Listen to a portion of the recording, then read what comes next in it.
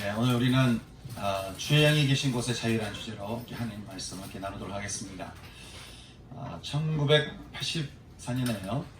아프리카에서 일어난 가뭄과 기근 때문에 이게 너무 심각하니까 어떻게 하면 함께 이거를 좀 도울 수 있는 일이 없을까 생각을 해서 당시 유명한 가수들이 다 같이 모여서 노래를 부르게 되었습니다. 지금으로 생각하면 세계적으로 유명한 그룹들이 다 같이 한 자리에 모여가지고 이렇게 세상을 살리자는 그런 운동을 하는 건데요. 그때 불렀던 그 노래가 We Are The World라는 노래였어요. 그 We Are The World라는 노래를 보면 그 가사가 이렇습니다. 가사가 있는데, 자, 이제 시간이 됐습니다. 우리는 분명한 부름에 귀를 기울여야 합니다. 우리는 이 시간 함께 해야 합니다. 사람들이 죽어가고 있습니다. 이게 지금 가사 제목이에요. 가사예요. 우리는 그들에게 생명을 위해 손을 내밀어야 합니다. 누군가 돕겠지 하면서 그들을 외면하면서 우리는 위선적으로 살 수 없습니다. 우리는 모두 커다란 하나님의 가족에 속한 사람이잖아요. 우리의 마음을 그들에게 보냅시다. 그들을 걱정하는 사람들이 있다는 것을 알려주십시다. 그들의 삶이 강해지고 자유로워질 거라고 알려주십시다. 하나님이 돌을 빵으로 만드는 것을 보여주셨듯이 우리 모두 도움의 손길을 내밉시다. 우리의 세상이잖아요. 우리가 그 아이들이고요. 우리 한 사람 한 사람이 바로 세상을 밝힐 사람입니다. 어떻게 가사 이렇게 보면 약간 시심 가사 같기도 하고 좀 그렇죠? 제가 이 노래를 한 번씩 들을 때마다 그런 생각이 드는 거예요. 이게 우리 교회의 소리면 얼마나 좋을까? 우리는 좀 자신만의 소리에 이렇게 귀를 기울이는 경향이 있고요. 자기 문제에 우리는 좀 집중하는 경향이 있잖아요. 왜 우리는 이들처럼 생명을 두고 세상을 향해서 이렇게 한 목소리를 잘 내지 못할까? 왜 다 내 목소리를 내고 내 이야기를 들어달라고 하지? 왜 이 세상의 소리에 우리가 귀를 기울이면서 이 생명 없는 세상을 향해서 우리는 소리를 내지 못하고 있을까? 분명 생명이 없는 세상은 죽어가고 있고 그들이 자유할 수 있는 길은 오직 예수님에게 있다는 사실을 우리는 결코 모르지 않는데 우리는 왜 그들에게 손을 내밀지 못하고 왜 우리는 우리의 마음을 그들에게 이렇게 전해주지 못하는 걸까? 정말 사도행전에서 나타난 성령의 역사들은 지금 우리하고는 아무런 상관이 없는 사도행전은 그냥 기록물일까? 우리가 언제부터 참 힘이 없는 그리스도인들이 되어가고 유약하고 자신 없는 그리스도인들이 된 데에는 분명한 이유가 있는 것 같습니다. 바로 성령이 임하는 삶을 살지 않기 때문인 거예요. 주님은 이 세상에 남겨진 우리들을 위해서요 분명히 이렇게 말씀하셨어요. 성령이 너에게 임하시면 그때 너희가 권능을 받아서 그 권능을 가지고 가깝게 있는 예루살렘과 좀 먼 유대와 다가가기 어려운 사마리아와 미지의 땅 끝까지 이르러 너희가 나의 증인된 삶을 살게 될 거라고 말씀하는 것이죠. 나의 증인된 삶을 살기 위해서 어떻게 된다는 거예요? 성령이 임해야 된다는 거예요. 성령이 임하지 않으시면, 성령이 우리 안에 충만히 임하지 않으시면 우리는 우리 내면의 죄와 허물에서 벗어날 수가 없고, 성령이 임하지 않으시면 우리는 서로를 가로막는 담들을 허물거나 넘어설 수가 없다는 거예요. 그러니까 주님이 우리에게 마지막 유언처럼 남기신 말씀이 성령이 너희에게 임하시면 너희가 권능을 받아서 모든 것을 뛰어넘는 증인이 된다라고 말씀하는 것이죠. 우리 며칠 전 성령 예배를 함께 드리는 시간을 가졌습니다. 여러분 어떠셨습니까? 이렇게 하루 종일 우리가 말씀 듣고 찬양하고 기도하면서 따스한 성령님과 함께하는 시간이 괜찮죠? 네, 행복하잖아요.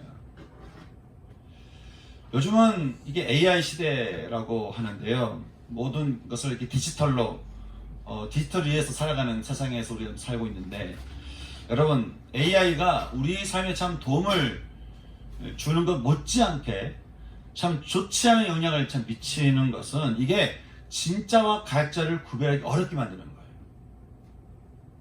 AI가 그래요. 그리고 인간의 창의력을 이렇게 상실하게 하면서 점점점 인간이 AI에게 우리 삶을 다 위탁하게 만드는 그런 삶으로 인도한다는 거죠. 여러분, AI가 무슨 약자인 줄 아십니까? 여기 찾아보니까 Artificial Intelligence라고 해가지고 인위적이고 거짓된 지능이라는 거예요. 가짜 지능, 만들어낸 지능, 이게 AI예요. 여러분, 그렇다면 이 AI 뜻대로 이 AI를 가장 잘 우리에게 활용하는 존재는 누구일까요?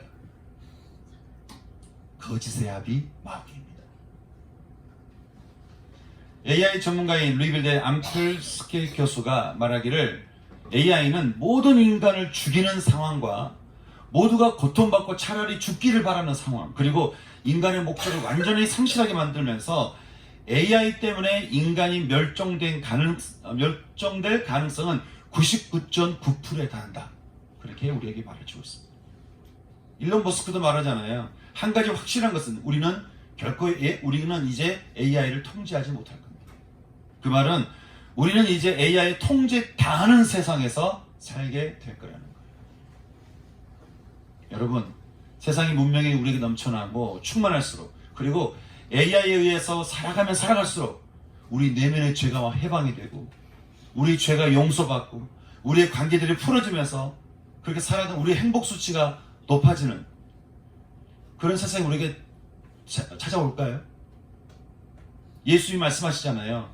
이 시대에 우리에게 절실하게 필요한 것은 문명이 아니라 어떤 물질이 아니라 과학이 아니라 우리에게 절실히 필요한 것은 우리에게 절대 필요한 것이 있는데, 그래서 우리가 열망해야 되고 갈망해야 될 우선순위가 있는데 그것은 오직 성령이 임하시며 너희가 권능을 받고 모든 벽을 허물어서 증인이 될 수 있다고 말씀하는 것입니다. 저는 오늘 이 아침 성령 임하시는 삶에 대한 이 말씀을 들으면서 저는 저와 여러분 모두가 더욱더 성령 임하시는 삶을 갈망할 수 있는 저와 여러분 될 수 있기를 소망합니다. 우리가 함께 읽은 고린도후서 3장 17절에서 바울은 우리에게 이렇게 말합니다. 주는 영이시니 주의 영이 계신 곳에는 자유가 있느니라. 자유가. 여러분, 어떤 자유를 말하는 걸까요? 어떤 자유가 있길래 주님은 오직 성령이 우리에게 임해야 된다고 말씀하고 있는 걸까요? 오늘 우리가 읽은 말씀을 통해 주의 영이 계신 곳에 드러나는 자유를 우리 몇 가지 묵상해 볼 수 있는데, 첫째는 주의 영이 계신 곳에는 우리를 살리는 자유가 있다는 거예요. 바울은 고린도후서 4장 7절에서 예수님을 영접한 사람을 이렇게 비유하고 있습니다. 우리가 이 보배를 질그릇에 가졌다, 그렇게 말하는 거예요. 질그릇이라고 하는 것은 이렇게 질그릇 구워 만든 그릇인데요. 그렇게 깨지기 쉬운, 참 한없이 연약한 그런 우리 이 질그릇 같은 우리 안에 예수님이라는 보배가 들어오면서 우리 삶이 달라지게 되는데, 어떻게 달라진다는 거예요? 14절 말씀, 주 예수를 다시 살리신 이가 우리가 영접한 이 보배로운 예수님으로 인해서 질그릇 같은 우리의 이 죽을 마음과 영혼을 살리셔서 우리로 하여금 하나님 앞에 죽은 자가 아니라 산 자로 서게 하신다. 이에 대해서 골로새서 1장은 이렇게 말합니다. 전에 악한 행실로 멀리 떠나 너희가 마음으로 하나님과 원수되었다. 그런 너희를 이제는 예수님이 당신의 죽음으로 말미암아 우리가 하나님과 화목하게 하사 우리를 거룩하고 흠이 없고 책망할 것이 없는 자로 하나님 앞에 세우고자 하셨다. 그렇게 말씀합니다. 우리는 분명 흠이 있어요. 우리는 분명히 죄가 있어요. 하지만 보배로우신 예수님 때문에 우리가 하나님 앞에 설 때는 거룩하고 흠없고 책망할 것이 없는 자가 되게 하셨다는 것이죠. 그리고는 우리가 하나님께 영광이 되는 존재가 되게 하셨다는 거예요. 어떤 분은 이런 얘기를 들으면 그런 삶이 정말 가능할까요? 라는 분이 있고, 어떤 분은 정말 제가 그런 삶이 되기를 원합니다 라는 분이 있어요. 여러분 어느 쪽이십니까? 그러니 예수의 영이신 성령을 통해 예수님이 우리 안에 충만히 계시면 여러분 우리의 마음도 자꾸 살고요. 우리의 생각도 자꾸 살아요. 이런저런 어려움이 우리 가운데 밀려오겠지만 그렇지만 예수의 영이신 성령 우리 가운데 임하시면 우리의 생각이 살고 우리의 마음이 살고 우리의 삶도 자꾸 살아나는 삶을 살게 되면서 이것이 바로 예수의 영이신 성령이 우리 가운데 임할 때 누리게 되는 자유라고 성경 우리에게 말씀을 해주고 있는 것입니다. 시편 22편에도 다윗은 말하잖아요. 여호와를 찾는 너의 마음은 영원히 살지어다. 여호와를 찾는 너희여, 너의 마음은, 너의 생각은, 너의 모든 삶은 영원히 살지어다. 왜 그렇습니까? 하나님의 영이시고 예수의 영이신 성령님이 이 질그릇 같은 우리에게 임하시면 예수님을 죽음에서 부활하게 하신 것 같이 우리 인생을 다시 살아나게 하신다는 거예요. 저는 오늘 아침 우리를 부활하게 하시는 성령 하나님의 권능이 전 저와 여러분 모두에게 임할 수 있기를 주님의 이름으로 축원합니다. 아멘. 또 어떤 자유가 임하는 걸까요? 11절 말씀 보니까 그러므로 우리가 낙심하지 아니하노니 우리의 겉사람은 낡아지나 우리의 속사람은 날로 새로워진다는 거예요. 우리의 질그릇 같은 우리 연약한 이 몸은 언젠가 시간이 되면 다 벗을 수밖에 없죠. 예, 우리가 몸을 그렇게 아끼고 하지만 우리가 어느 때가 되면 우리는 다 우리의 육체 몸을 다 벗을 때가 옵니다. 그렇게 죽음 앞에 우리 육체를 벗고서 떠나야 되는 우리는 그런 존재지만 우리의 속사람, 어거스틴 표현대로 말하자면 원래 하나님이 창조하셨던 그 오리지널 디자인은 그 아름다움은 날마다 계속해서 새롭게 된다라고 말씀합니다. 우리의 몸은 살면서 끊임없이 죄를 품고 죄를 사랑하면서 죄 때문에 두려워하고 또 죄로 인해서 우리는 불안하면서 살아가게 됩니다. 뭔가 불안해요. 우리가 죄가 있는 증거는 우리의 불안함을 보면 알 수 있습니다. 특별히 죄를 진 것 같지 않은데 우리는 늘 불안해합니다. 이게 우리가 죄인이라는 증거입니다. 그런 삶을 우리가 살고 있지만 이 질그릇 같은 우리 가운데 보배로우신 예수님이 임하시게 되면 여러분 우리 속살이 어떻게 된다는 거예요?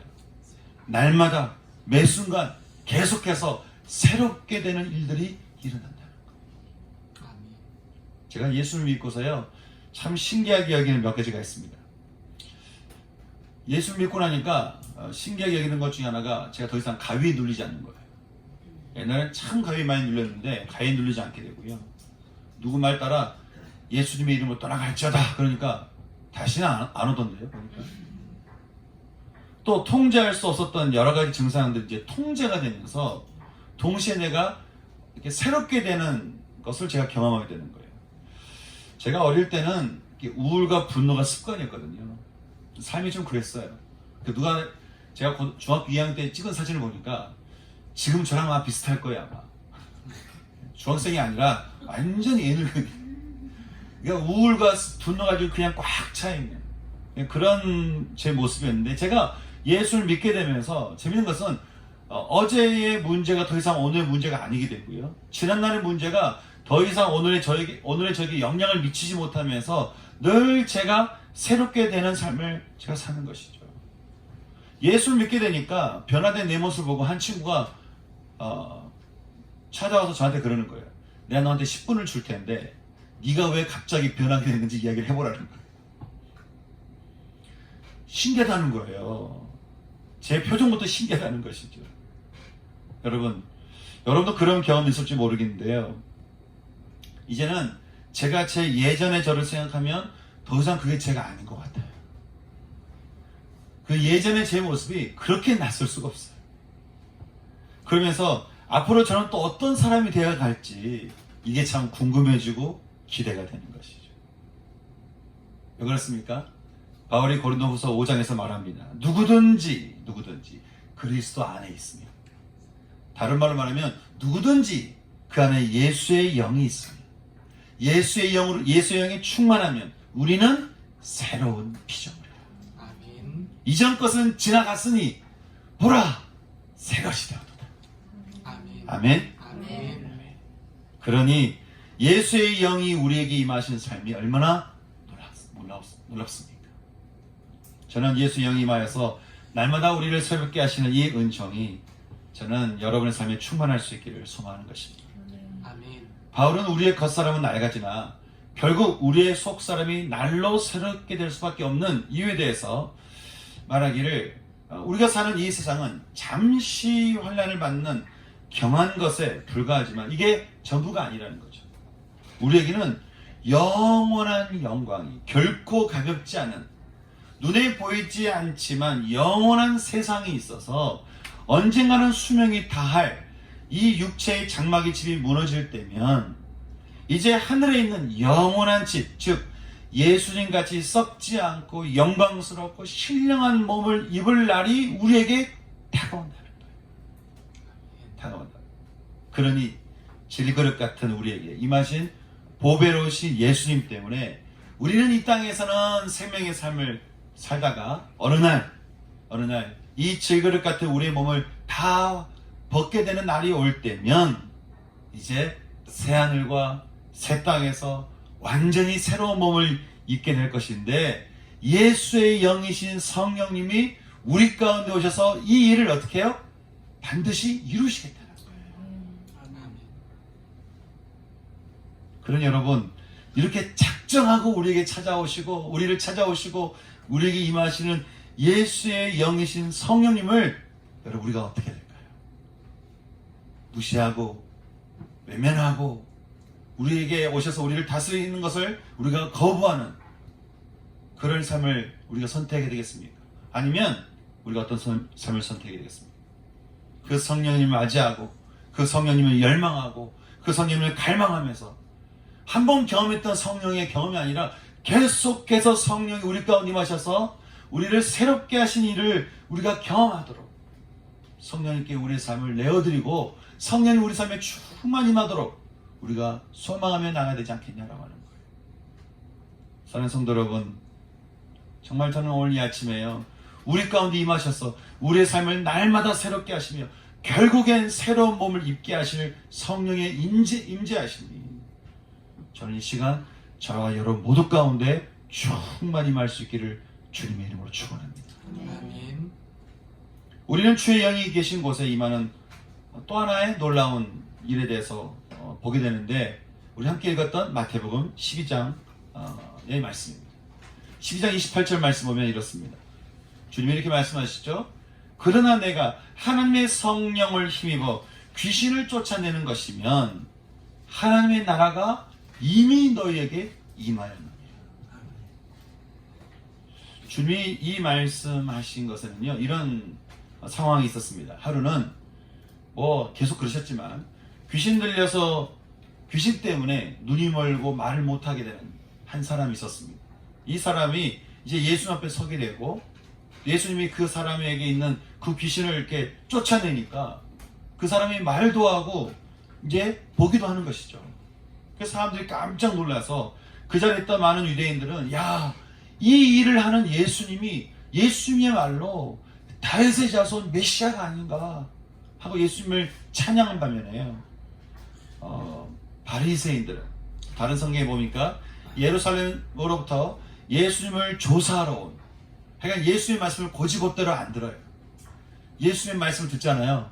그러면 이게 자기의 해석대로, 자기의 방식대로, 자기가 배워온 대로 예수의 말씀을 이렇게 난도질하고 그것을 분석하고 이게 맞냐 안 맞냐 그걸 따지고 계속 그러고 있으니까, 제가 너무 아쉬운 것은, 안타까운 것은 예수의 말씀을 가장 많이 들은 사람이 누군지 아세요? 바리새인이에요. 왜냐하면 예수의 말씀이 저게 맞나 안 맞나를 계속 두시러 그 앞에 섰던 사람이 바리새인이거든요. 근데 기가 막히지 않습니까? 그렇게 예수의 말씀을 많이 들은 바리새인이 변하지 않은 거예요. 예수를 조사하러 왔던 바리새인과 서기관들은 이렇게 말합니다. 그 놀라운 현장을 보고도 말하기를, 저가 귀신의 왕을 힘입은 게 아니면 저렇게 마귀를 쫓아낼 수 없다라고 얘기하는 거예요.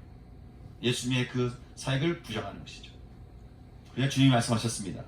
어느 나라든지 스스로 분쟁해서 세워지는 나라가 없고 또 스스로 싸우는 동네와 집이 서지 못하는 것 같이 마귀 자기를 쫓아내겠느냐? 그래가지고 마귀의 나라가 어떻게 서겠냐? 마귀가 그렇게 하겠냐? 그런 거예요.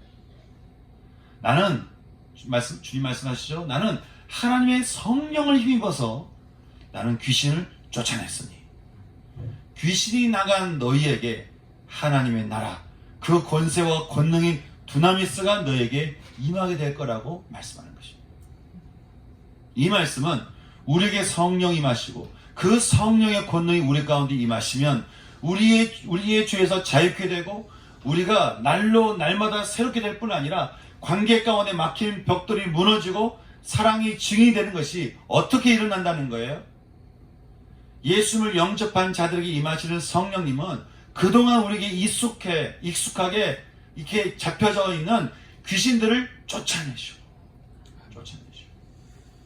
그동안 우리 삶을 딱 붙들고 우리 삶을 붙잡으면서 우리의 생각과 우리의 삶의 습관과 우리의 삶의 모든 것을 붙잡으면서 온전히 하나님 안에 잊지 못하도록 붙들고 있는 그 귀신들을 쫓아내시고는 성령으로 귀신을 쫓아내시고 우리 가운데 하나님의 나라가 임하시고 뜻이 하늘에서 이루어진 것 같이 우리에게도 임하게 되는 일들이 일어나게 한다는 거예요.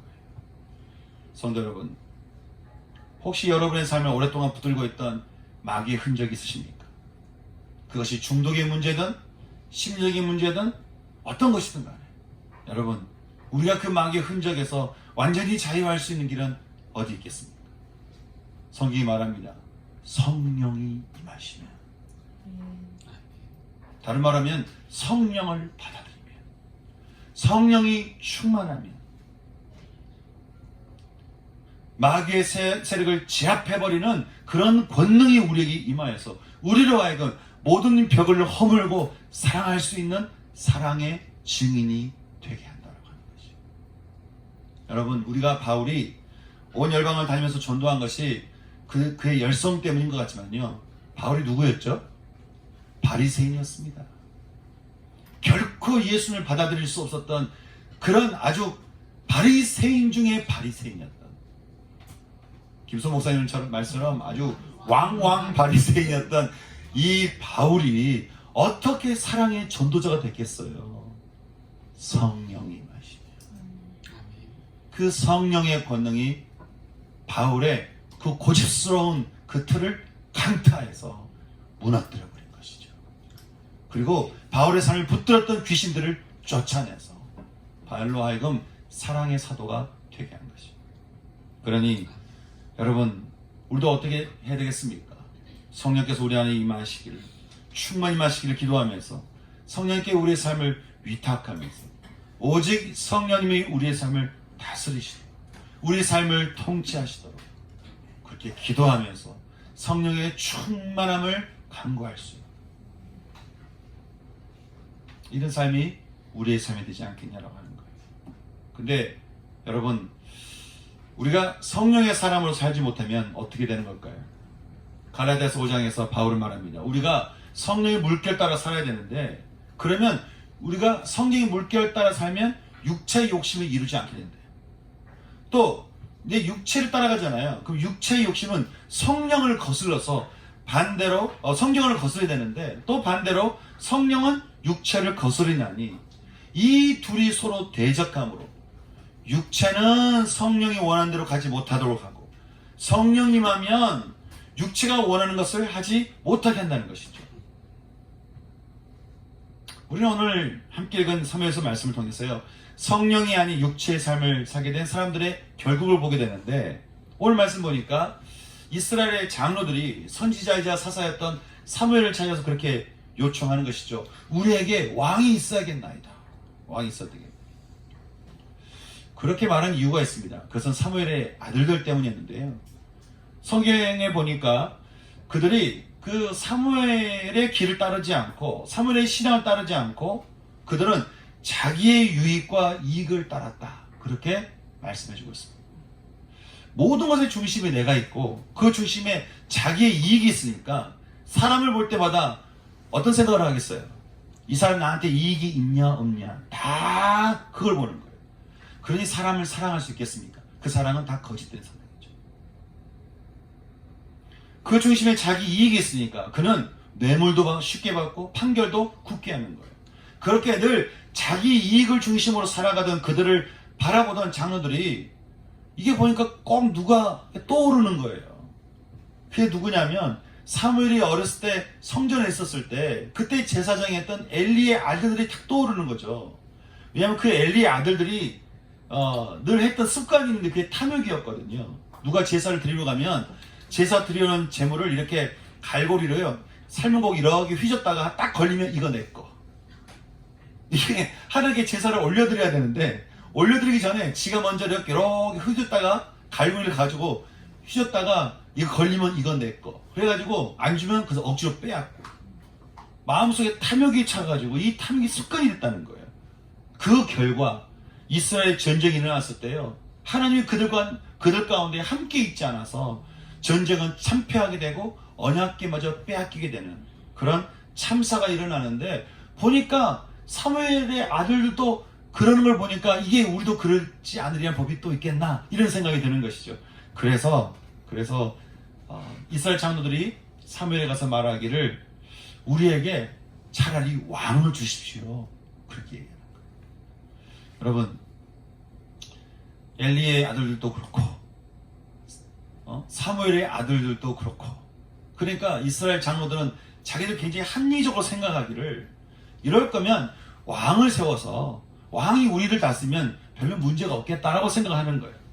그들에 대한 굉장히 합리적인 것 같았습니다. 근데 그들 굉장히 실수하는 것이 있었다 한다면요. 여러분 그 생각과 결정에 하나님의 마음이 없었다는 데 문제가 있는 거예요.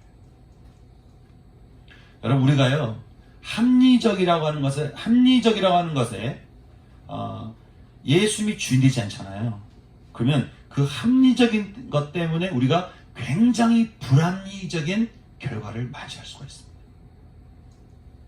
왕을 달라는 그들의 합리적인 요구는요 그들을 제사장 나라로 삼아서 열방을 구원하시고자 하는 왕이신 하나님을 거부하는 결과가 되었습니다.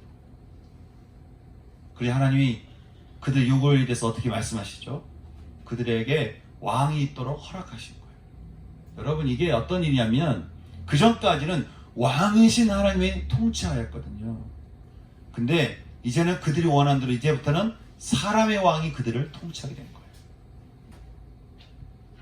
하나님의 영이 머무르지 않았던 사무엘의 아들들과 이스라엘 장로들이 그들의 육체가 원하는 대로 했다가 결국에는 하나님의 나라를 잃어버리게 되는 그 현실을 우리가 보게 될 때 여러분 우리도 충분히 그럴 수 있는 거 아니겠습니까?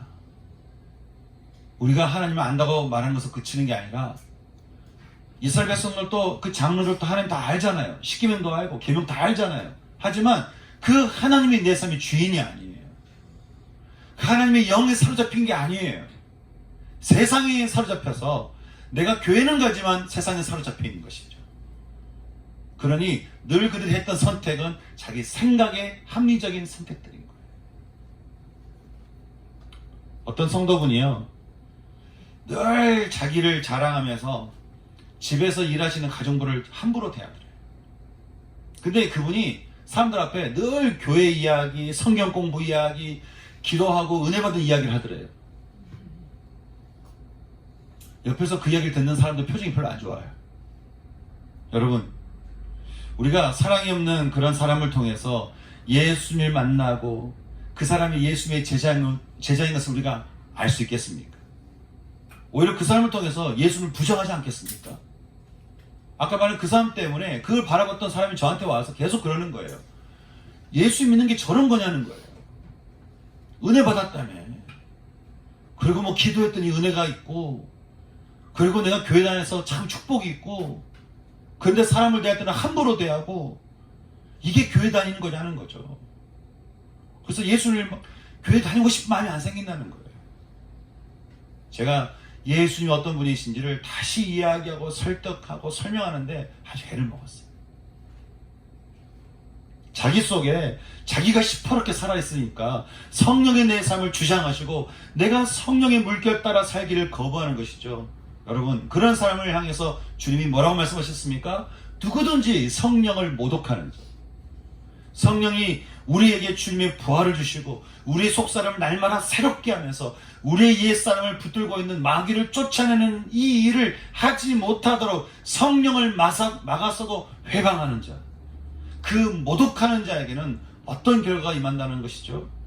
결코 하나님으로부터 그 사람은 사식, 용서함을 받지 못한다는 거예요.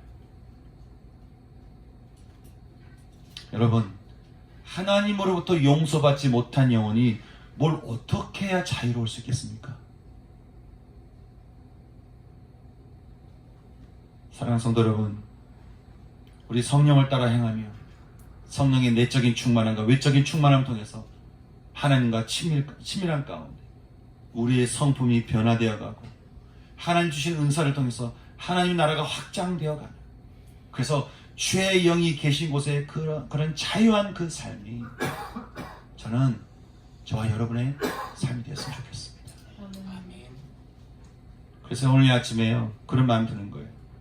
사도행전 2장 마가의 다락방에서 다 같이 모여서 합심으로 성령을 찾으며 성령 임하기를 부르짖으며 성령의 임재와 성령의 충만함을 두고 합심으로 기도했던 그런 제자들처럼, 그래서 결국 그 자유한 삶을 살았던 그들처럼 오늘 이 아침 우리가 그럴 수 있기를 소망하는 것입니다. 여러분, 우리 다 같이 성령 임하도록, 성령이 우리 삶을 주장하시고 다스리시도록, 그래서 성령을 따라 사는 삶을 위해서 여러분이 함께 기도하지 않으시겠습니까? 그래서 우리 모두가 주의 영이 계신 곳에는 자유함이 있다는 이 말씀이 우리 삶 가운데 직접 체험되어질 수 있도록 오늘 이 아침 함께 나갈 수 있는 우리가 되었으면 좋겠습니다.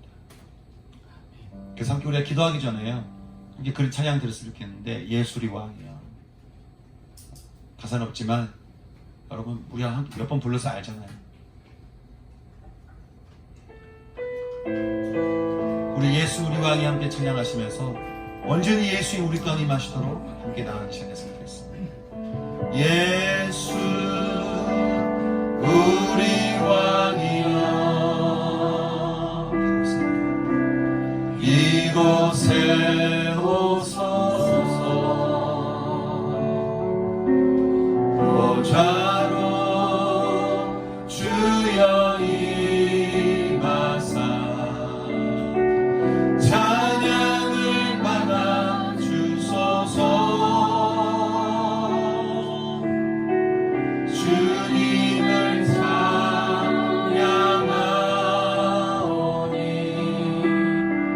주님을 경배하오니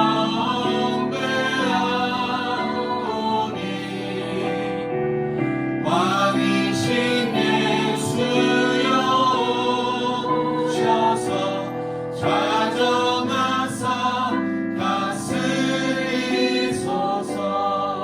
다시 한번 예수 우리 왕이여, 예수 우리 왕이여, 이곳에 오소서. 이곳에 오소서. 보좌로 주여 임하사 찬양을 받아 주소서. 주님을 찬양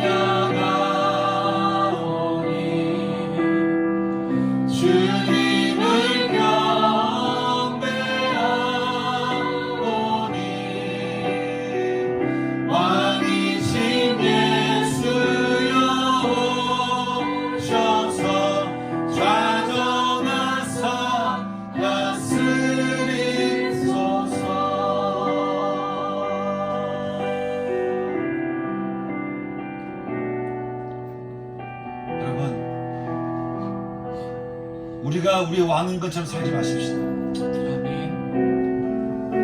여러분, 세상 나라가 우리 왕인 것처럼 살지 마십시다. 오직 예수님을 우리의 왕으로 모십시다. 아멘. 예수의 영이신 성령님, 제 안에 충만히 마시옵소서. 아멘. 왕이신 예수님, 제가 주 앞에 엎드립니다. 아멘. 제가 제 삶을 왕의 주님께 위탁합니다. 아멘. 제 삶을 다스리시옵소서. 제가 주의 말씀 앞에 순복하겠습니다.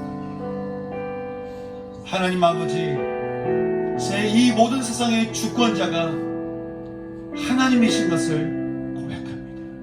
아멘. 함께 이 삼위 하나님이 우리 삶 가운데 온전히 임하시도록, 그 왕이신 하나님이 우리 삶에 임하시도록, 함께 이 시간에 여러분 삶 가운데 하나님의 왕이심을 부정했던 삶을 이 시간 주 앞에 정직하게 회개하시면서, 이 시간 제가 오직 하나님을, 오직 예수님을, 예수의 영이신 성령님을 제가 왕으로 이 시간에 제가 영접하오니, 왕이신 예수여 내게 온전히 임하시옵소서. 오직 하나님이 나의 왕이심을 선포합니다. 제가 오직 왕이신 하나님을 따라 살기를 하는 시간 제가 결정합니다. 그렇게 기도하며 나갈 수 있는 시간 되기 원합니다. 같이 기도하겠습니다. 같이 기도하시겠습니다.